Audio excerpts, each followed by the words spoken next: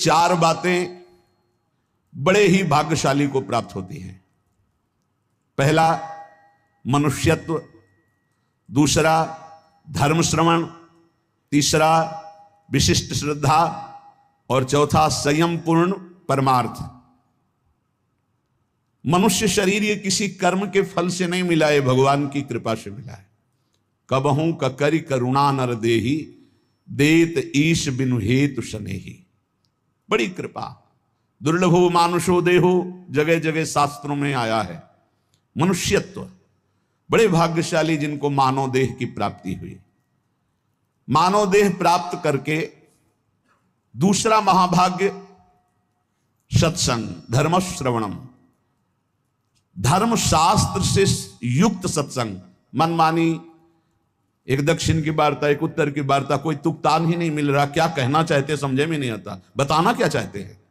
तस्मात् शास्त्रम प्रमाणम थे, शास्त्र प्रमाणित महापुरुषों से प्रमाणित जो वाक्य उसे सत्संग कहते हैं। अपना अनुभव, शास्त्र सम्मत महापुरुषों के अनुभव, इन्हीं की चर्चा को सत्संग कहते हैं, मनोरंजन को सत्संग नहीं कहते। धर्म श्रवण सत्संग, ये बड़ी दुर्लभ बात है। मनुष्य शरीर मिला और सत्संग मिला।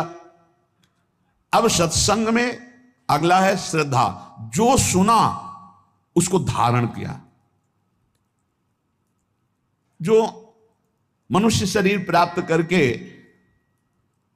अवनीत स्वभाव के होते हैं, उद्दंड स्वभाव के होते हैं, ना उनको नमन भक्ति आती है, ना उनको, एक उद्दंड स्वभाव, ऐसे सत्संग में जाकर भी कुछ लाभ नहीं ले पाते। खलऊ करें भली पाई सुसंगु, मिटे न मलिन स्वभाव भंगु। वो अभिमानी जन, वो दुष्ट स्वभाव वाले, भगवान की कृपा हुई, साधु दर्शन साधु संग, लेकिन वो लाभ नहीं ले पाते। अवनीत को विपत्ति ही मिलती है, भगवत संपत्ति नहीं।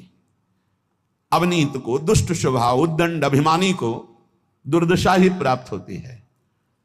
जो विनीत है वही शिक्षा को प्राप्त कर पाता, विनयशील नम्र। इसीलिए कहा महापुरुषों के पास जाओ, प्रणिपातेन साष्टांग दंडवत, हाथ जोड़कर बड़ी धन्यता से, तब वहां तुम ग्रहण कर पाओगे।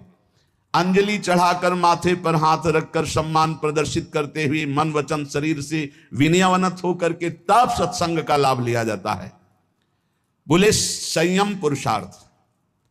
अब जो सत्संग में सुना पूर्ण विश्वास के साथ, वैसे ही संयम और खूब परमार्थ का पुरुषार्थ, जान लगा करके एक बार जैसे कहा, दांती पीसते हुए कमर कस के हमको चढ़ जाना इस चढ़ाई पर। निरंतर नाम जप, निरंतर भजन, असत आचरणों का त्याग। जो मानव शरीर प्राप्त करके सत्संग मिला पर उस पर श्रद्धा नहीं है, तो 20 साल सत्संग सुनने पर परिवर्तन नहीं होगा। और अगर श्रद्धा है तो उसका परिणाम है कि वो तत्पर हो जाएगा, वैसे ही आचरण करने लगेगा, सत्संग में जैसा कहा गया है।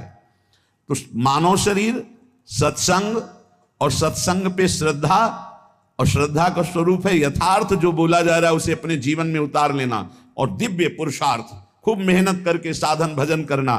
ये चार बातें बड़े सौभाग्यशाली में होते हैं।